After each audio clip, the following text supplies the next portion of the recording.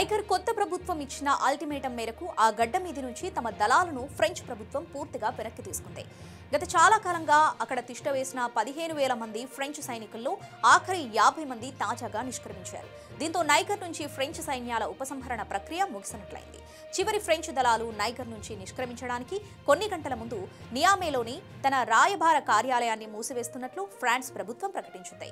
దళాల ఉపసంహరణకు సంబంధించిన ఒక ఉమ్మడి ప్రకటనపై నైగర్ సైనికాధిపతి, ఫ్రెంచ్ సైనిక ప్రతినిధి సంతకాలు చేశారు. నైగర్ సైన్యం విడుదల చేసిన పత్రికా ప్రకటన ప్రకారం సైనిక ఉపసంహరణ అంత నిర్దిష్ట కాల ప్రణాళిక ప్రకారమే జరిగింది. మానవ అక్రమ రవాణా జరుగుతుందన్న సమాచారంతో 303 మంది భారతీయులతో నికరగువా వెళుతున్న విమానాన్ని ఫ్రాన్స్లో నిలిపివేసిన సంగతి తెలిసిందే. గత వారం లెజెండ్ ఎయిర్లైన్స్ విమానం ఫ్రాన్స్లో వాట్రీ విమానాశ్రయంలో ఇంధనం నింపుకునేందుకు దిగిన సమయంలో అధికారులు దానిని స్వాధీనం చేసుకున్నారు. ఈ నేపథ్యంలో గత 3 రోజులుగా ప్రయాణికులంతా ఫ్రాన్స్ అధికారుల ఆధీనంలో ఉన్నారు. అయితే తాజాగా ఈ విమానం తన ప్రయాణాన్ని తిరిగి ప్రారంభించేందుకు అనుమతి లభించినట్లు సమాచారం. అయితే ఈ విమానం ఎటు వెళ్తుందన్న దానిపై స్పష్టత లేదు. స్కెడ్యూల్ ప్రకారం గమ్యస్థానమైన నికరగువా వెళ్తుందా, లేక భారత్కు వస్తుందా, లేదంటే దుబాయ్కి తిరిగి వెళ్తుందా అన్నది తెలియరాలేదు. ఇజ్రాయెల్ ప్రధాని బెంజమిన్ నెతన్యాహు భార్య సారా నెతన్యాహు పోప్ ప్రావిన్స్కు ఒక లేఖ రాశారు.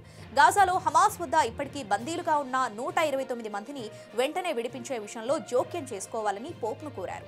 అక్టోబర్ 7న హమాస్ జరిపిన దాడి యూదులపై హిట్లర్ జరిపిన మారణకాండ తర్వాత అత్యంత పెద్దదని లేఖలో ఆమె అభివర్ణించారు. 78 రోజులుగా గడుస్తున్నా వారు ఇప్పటికీ హమాస్ చెరలో బందీలుగా ఉన్నారని పేర్కొన్నారామె. బందీలుగా ఉన్న వారిలో కొంతమంది గాయాలు, అనారోగ్యంతో బాధపడుతున్నారని, హమాస్ వారికి కనీస మందులు కూడా ఇవ్వడం లేదని లేఖలో ఆరోపించారు సారా.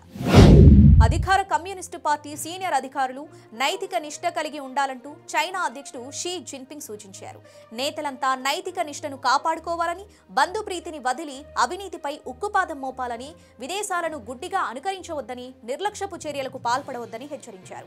పార్టీ అగ్రనాయకులతో జరిగిన కీలక సమావేశంలో ఆయన ఈ హెచ్చరికలు చేశారు.